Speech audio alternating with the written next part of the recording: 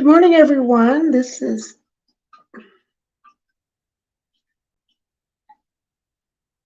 Good morning, everyone. This is Tia Marie. Thank you so much for joining my show this morning, Playing Politics. As you will find, we are going to talk about what's going on civically in the Metro Detroit Tri-County area. I want to first thank all of my subscribers and my viewers for joining me again today. It is Saturday morning.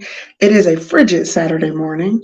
This morning when I got up, it was -7 degrees. I don't think we've seen that kind of cold in some time. So for all of you who joined me this morning, thank you so much for being here. What we're going to do to just get started, we're going to do a little bit of housekeeping. So first off, I want to invite you to subscribe. And at the end of the show, if you like what you have seen, I encourage you to also subscribe to the channel and like what you have experienced. So I want to first welcome Combative with a Nice Voice. Thank you so much. I want to also thank my producer, Asset, for this production today. You are able to put comments or questions in the chat. So I'm on YouTube. I should be on Facebook as well. And I'll try to read some of your chats as we go along. So one of the things that I want to talk about today, and we're going to cover a few things.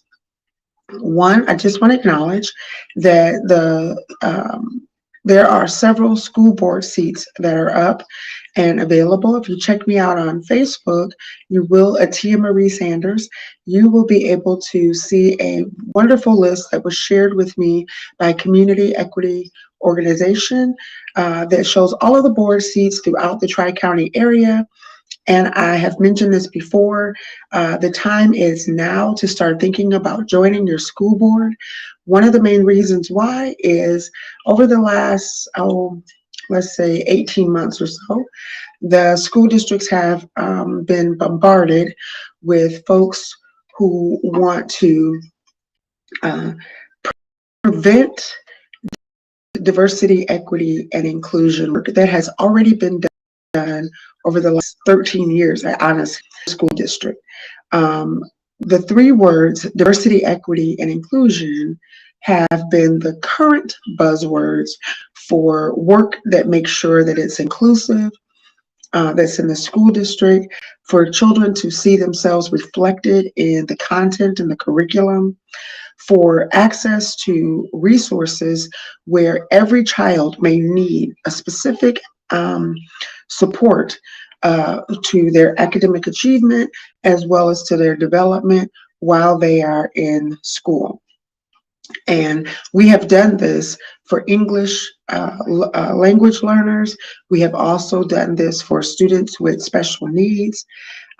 We have understood that in order for a child to thrive, they must have support services around them. The Diversity, Equity, and Inclusion platform does ensure that each child has what they need in order to thrive and succeed in the school district. All across the United States, as well as here in Michigan, there are folks who have turned that work of social and emotional learning into what I call the other big lie. The other big lie about what's happening in our school districts is that some other form of education has been taking place. Now, you have to ask yourself a couple of questions. Why, when social and emotional learning has been around now for about 13, almost 15 years as a comprehensive way in which to take care of students, why in the last 18 months has a practice that has been going on in the school district for 13 years garnered the attention of folks who have called what that work is something else? And I will tell you right now, one of the reasons why is it is school busing from the 60s all over again. The other side of this argument of whether or not diversity, equity, and inclusion should exist, the other side needs something to gin up a negative response to attack Black leadership that hold spaces on boards, to attack Black leadership who helped to craft the Michigan curriculum standards. The superintendents that we have now started to have in our school districts, and the response to racial inequity and racism in our schools. And essentially, this big lie, is designed in order to distract, defer, detract, deny what we all have come to understand about racism in the last 2 years. They would have you believe that there is two sides to the racism story. And unfortunately, many of our residents in Michigan, maybe they don't understand, maybe they're not clear, maybe they don't do their homework, but many of our residents in Michigan believe the big lie. The big lie is working. Now, what do we do to counter that? Well, first, let me explain a little bit more about how this is showing up. To our parents who have thought that when you send your kids on that school bus and they go to school, they meet with their teachers and come home, some of your students, their experience is rewarding, is fulfilling. Your children are maybe are experiencing an environment in which they are able to thrive. But at the same time that your school district may have been enjoying reaching certain benchmarks and students actually graduating and going on to do really great things, at the same time, and this does not take away from the other aspect of what your school district may be doing successfully, but at the same time, African American Black students have, for the last 13 to 15 years, had no change, no improvement in their achievement gap, and that is across the state of Michigan. In Michigan, we have about 7.4, 7.3, give or take, based on the last census, 7.3 to 4 Caucasian Americans that exist and reside in the state of Michigan, and we have about 1.3 African Americans. We're the second largest group after Caucasians that are living in this state. We have about 14% of our students in the state are African American Black students. And what that means is that across the state, an entire subset of students, and I'll just zero in particularly on Oakland County, which has about 170,000 residents, which is about 14,000 students. Out of those students, they are not achieving, on average, at the same rate as all of their other counterparts. This has been going on now, at least in Oakland County, that I have been aware of since I've had children in the Oakland County School District. It's been going on at least since 2005, 2006, when I first became aware of it, and when the African American Parent Network in Oakland County was starting to address that through teaching Saturday school, offering math and science and reading support services. And that organization still exists today, and I've been a member of that organization since 2006. One of the things that we have yet to see the school districts across Michigan, and particularly in Oakland County, to address in a comprehensive, intentional, guided, and directed way has been that achievement gap. Now, this is not to say that they have not tried some things from a large umbrella standpoint, from an all students, and this will trickle down to Black students approach. They have hired more counselors. They have brought in police resources into our school districts. They have tried to create restorative practices to deal with discipline. They have tried to offer more programming. But what I have realized in that 15, 16, 17-year gap has been that none of these things, do you understand me? None of these things has done one thing to increase the achievement of Black students. So what that tells me is that I'm so grateful that those school districts tried the things that they tried. If they hadn't tried, maybe we would have been going in a backwards direction. But I am really painfully aware that even though they've tried all kinds of things, two things have existed. Black voice and Black leadership has not been part of the conversation. It has not been mandated that school districts focus. And when I say focus, I mean just like they did for English as a second language and just like they do for special needs students, that they make this a central focus and put together a 5-year strategic plan, guided, directed, researched, and addressed for Black students in our school district. That they have not done. The other thing that has not been done are financial resources in order to build this out. In all of this time, the state of Michigan that I am aware of, and if someone else knows different, please put it in the chat. Please share your thoughts. In all of this last, at least 2006, I have yet to see a comprehensive plan and the necessary dollars put together in order to achieve at least a 1% increase in Black student achievement in this state. So think about that.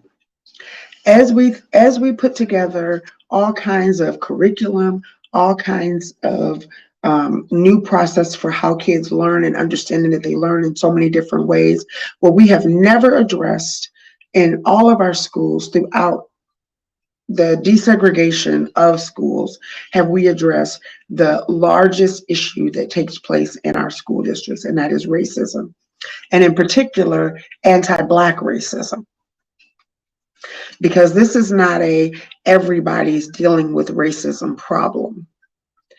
Black students experience these disparities more than any other student. Black students are impacted by the lack of this concentrated, siloed work more than any other student. And while we wouldn't tolerate that if it was special needs students, we wouldn't go 15, 18 years with not addressing that. We would not have gone another 15 to 18 years not addressing that students who spoke other languages who were not achieving at a rate that was comparable to what we expected, we wouldn't tolerate it. How do I know? Because when those issues came up in 2010, and when special needs came up in the late 90s as a way to address that, we were moving students back into not a separate classroom for students who had these needs. We were integrating students into the normal classroom setting, the general classroom setting, I'll say, not normal, the general classroom setting, and making sure that the teachers, as well as the counselors and the administration, had all of the tools necessary to support those students in those spaces. And we have seen great strides. You can go across every school district. I just spent some time in the Farmington School District the other day, and they had much to celebrate in those areas. Very proud of that work. So I know that when there's a concentrated effort to ensure that our students have whatever they need, and I want to be really specific, not what we have to offer, but when we're in a position to give our students what they need, because we have sat down and ascertained what it is they need based on their parents, the student, the community, as well as the school district leadership and administration and the staff. Once we take the time to actually focus on how that is worked out, not in a 1 year or in a one program, one-off situation, but when we do it in such a way that every part of what is the wraparound in that child's experience is activated in order to make sure they get what they need. But when we have groups that say you can't even say Black, You can't teach students who they are, where they come from, how their environment has negatively impacted them, so that not only is the student informed about where those disparities come from, but they can actively participate in changing that. When we call something it's something that it isn't, we then are focused on the wrong thing. Ask yourself, why is such a financial effort being put behind stopping what has been going on to address some of these issues over the last 15 years? Ask yourself what since 2016 has been different about the way in which we do education, employment, the way we talk about the healthcare industry. What has changed and why has it changed? And who's on the side of that argument? Are those folks the educators who know that their students experience these disparities? And my question would be to the other side, okay, if not diversity, equity, and inclusion, then what? What is your solution for dealing with the achievement gap that African American Black students have been dealing with for 6 decades? Where is your comprehensive plan? I'm perfectly okay. If DEI is not the route that you believe will get those students what they need, then please present your plan. Please, if you don't like the way we're discussing the disparities that are going on, please present your plan. I'm perfectly happy sitting down with whoever wants to talk to me, because I spend every single day in this space. Every single day I'm building out solutions, resolutions on how we're going to deal with our children not achieving in these school districts. And if it isn't keeping you up at night coming up with solutions, then keep your mouth closed about what is actually going on in our school districts, because you have no idea.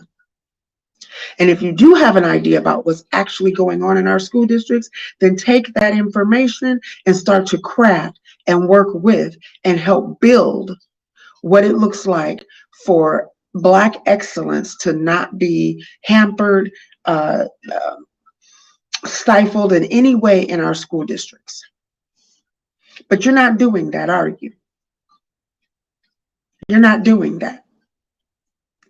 So when people like myself and our wonderful Michigan School Board, when our superintendents all across the state who fully do understand this problem and who do want to address it and who are coming up with comprehensive plans and helping to direct dollars to the right areas so that the students can get what they need and the teachers can have the resources they need, get out of the way. Get out of the way. All that you do is produce distraction.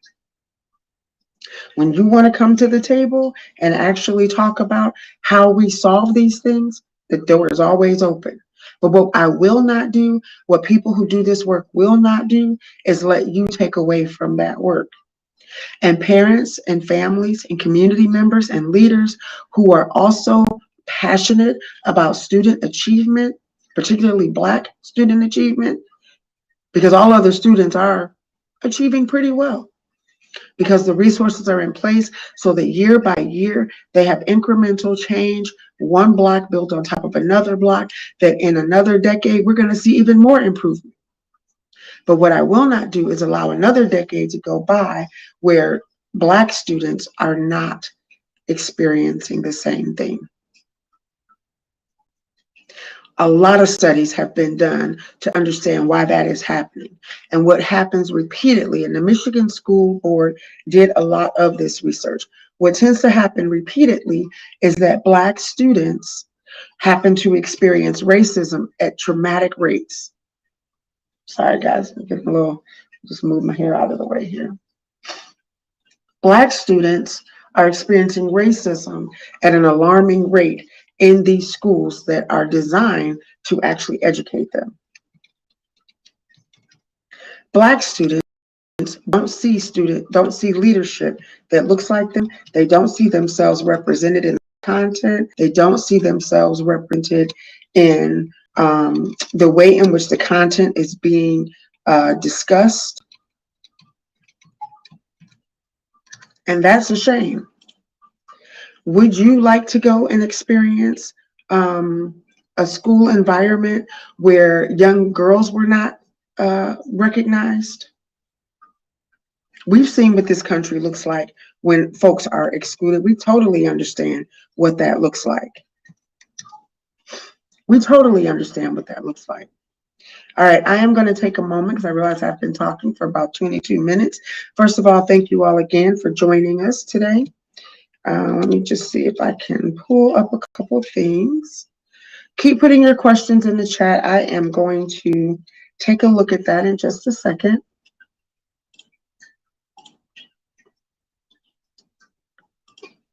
All right.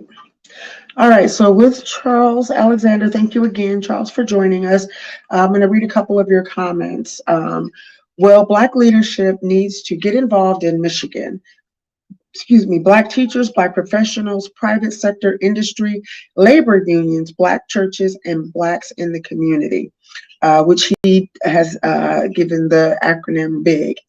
All of these groups need to start to participate in this.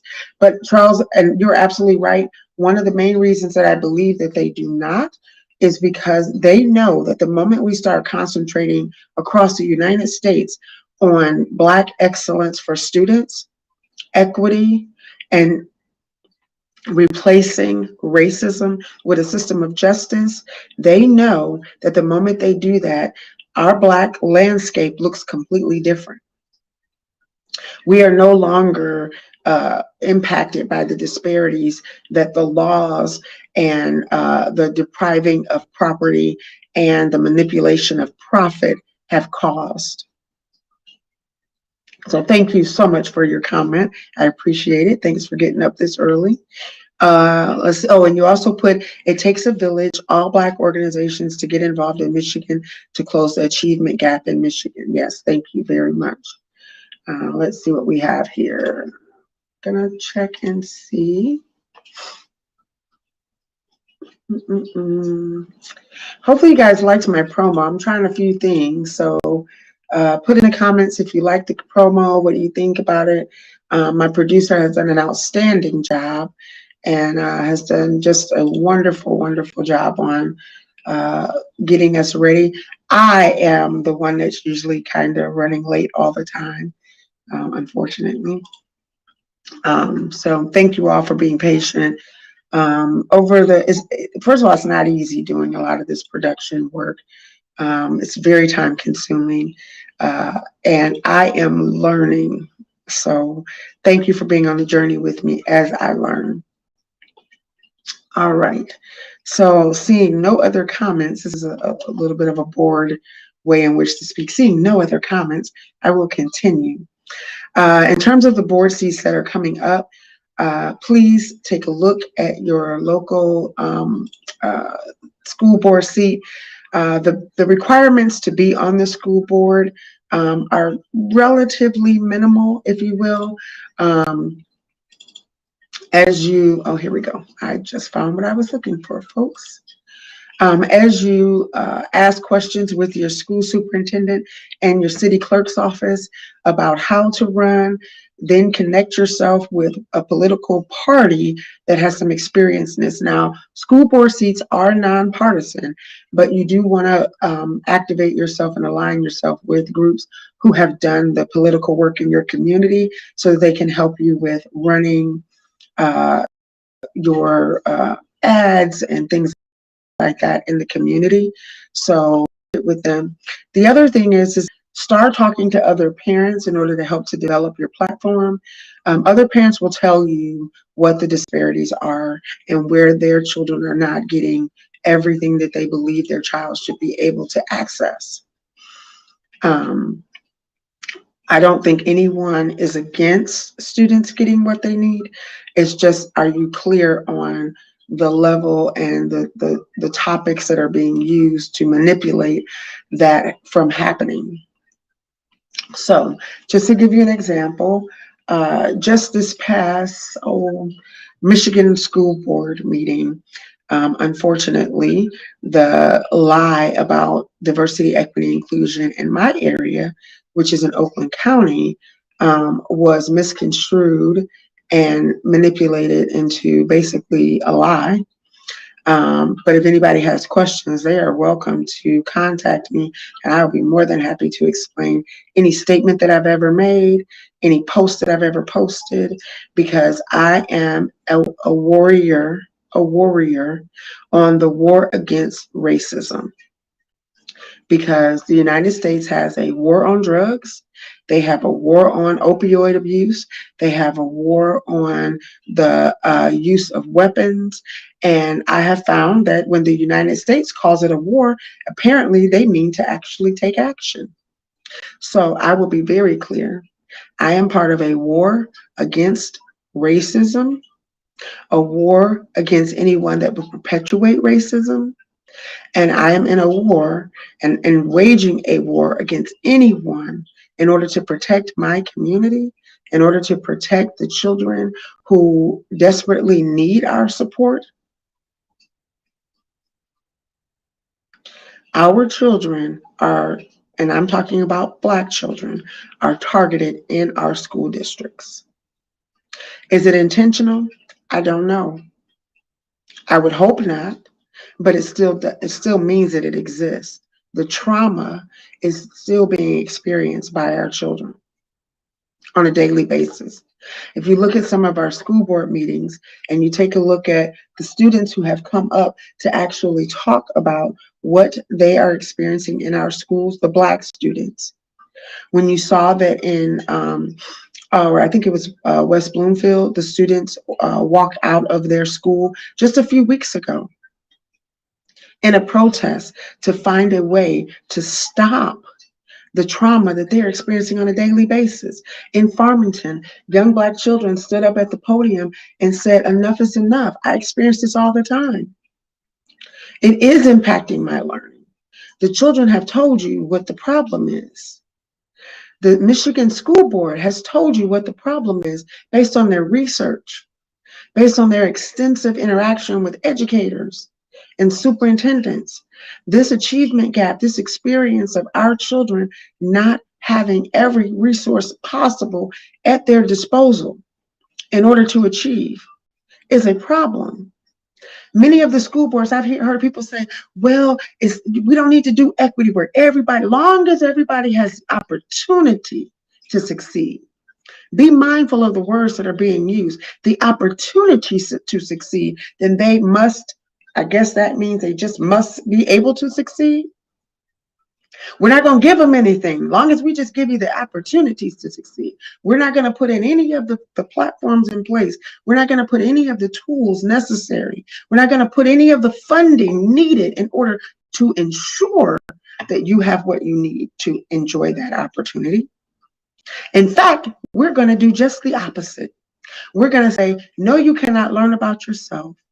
No, you cannot learn about the targets that are on your back.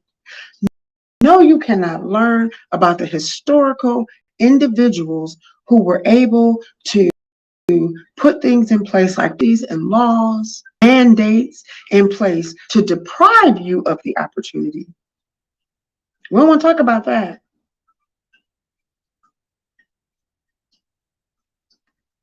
So I have a couple other comments. I have from Chanel. I'm sorry. There is a war against our children. Thank you. 100, 100. See, Black parents know this is not a guessing game for us. We're not still looking around, scratching our heads, trying to figure out what the what is. Black parents know. Why do Black parents know? Because they went to school districts that also marginalized them, didn't represent them. They never saw themselves. I have Black friends who said that they went through all of their school upbringing and never saw a Black teacher. My father experienced the same thing. He's almost 80. So don't tell me that we don't know what our students need. Don't tell me that you know how to do it better than us. Don't tell me that our children have the opportunity to learn, but none of the resources. No one can do anything to support that opportunity for Black students. And doing so somehow makes you an enemy of the school district. That's ridiculous. I am the best person to know what my child needs in a school district that currently doesn't serve my child. And if you do believe you can do it better, present your proposal, not your opposition. Present your proposal. And if you can't do that, then get out of the way. Don't block the work that we're trying to do. Don't block it, because that's how it is going to be perceived. If you're not bringing a perspective that tells us how to continue and to lift and to push our children, then all that you have presented is opposition to that process. My very good friend, Dr. J. Marks, who I love very dearly, was very kind to when I did a rally in 2020 in response to the death and murder, visible murder of George Floyd, that ran on television week after week after week in front of our children, Black children. In response to that, we hosted a rally in the city of Novi. And thank you for some of the folks who shared some of the video. I know it's out there. Don't have any video to show you today. It was a powerful, powerful moment. It was a powerful moment when our allies came together and they got to hear our Black leadership, in my area at least, speak about the subject. And what nobody in that space told you was that it did not exist, and that there wasn't something that was necessary to do, and that they were equipped to do it. My good friend, Dr. J. Marks, says something that I love because it puts a damper on the opposition. He says, if you want me to believe that you are not a racist, I need to see your anti-racist work.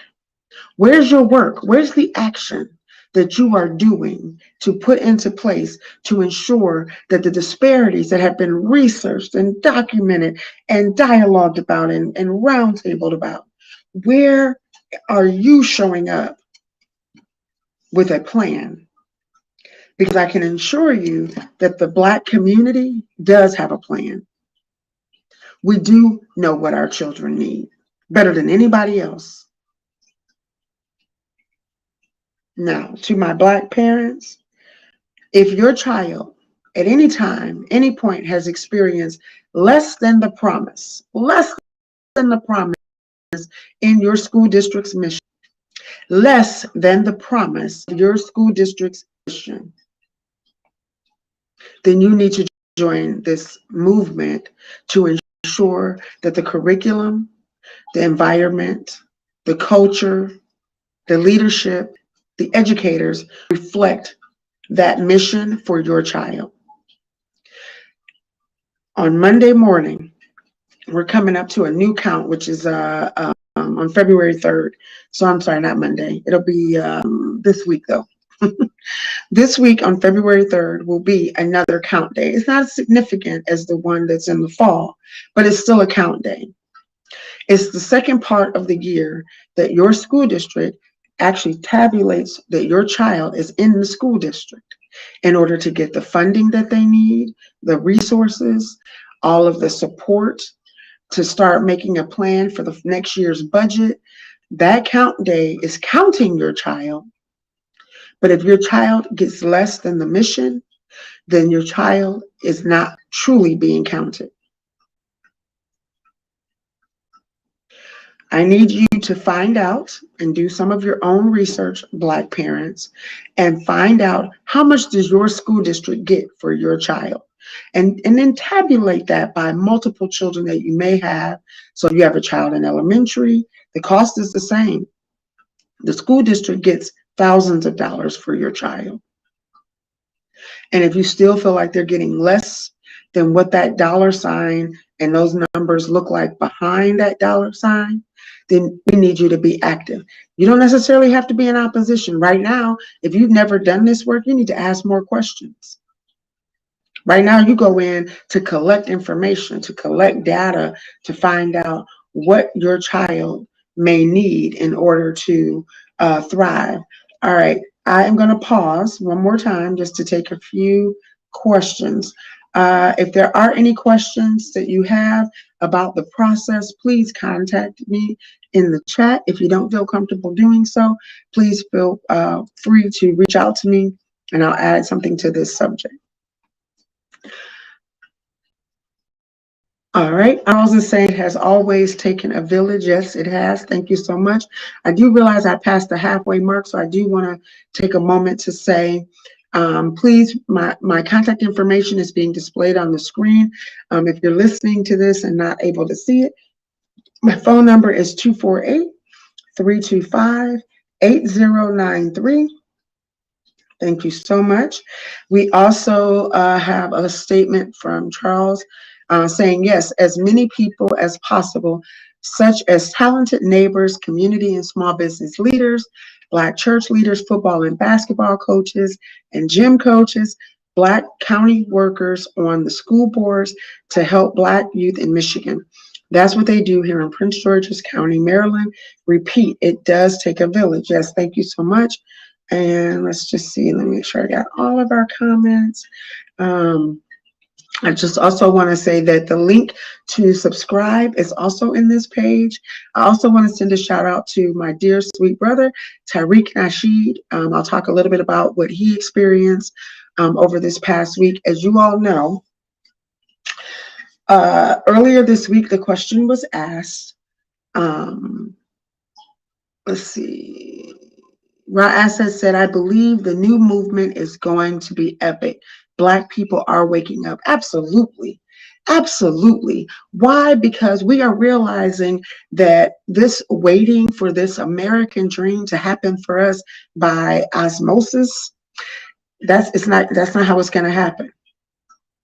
Because right now, that design of that dream never included you. The designers of that dream never included you. And that you've been able to see, at least for the last 60 years, let's just say that the last major movement was during civil rights. The last concerted effort to see this thing through was about 60 years ago. In that 60 years, your situation has improved a little. You know, I got a lot of folks who feel like they need to get, some recognition for how that goes. But right now, it has not been working.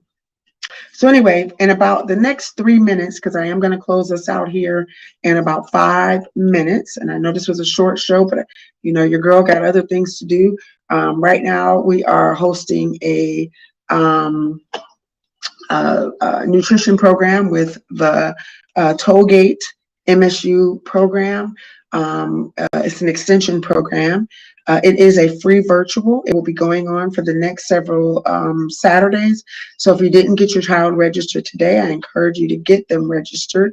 If you look on my Facebook, there is a place to register as well as a place to find out more information about times.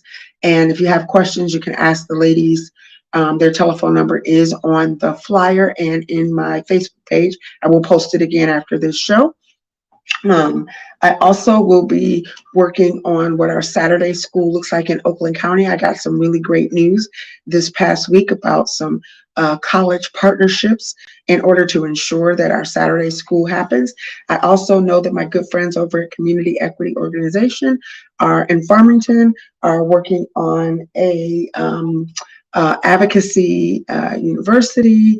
And so we've got a lot of really great things coming down the line for you all. So please stay engaged and stay active. Oh yes, thank you so much for posting that. Which I love this flyer. Just, it's our Black folks, y'all. I want us to feel like we can be comfortable on this channel. This is where we talk real talk about where we can be engaged and connected.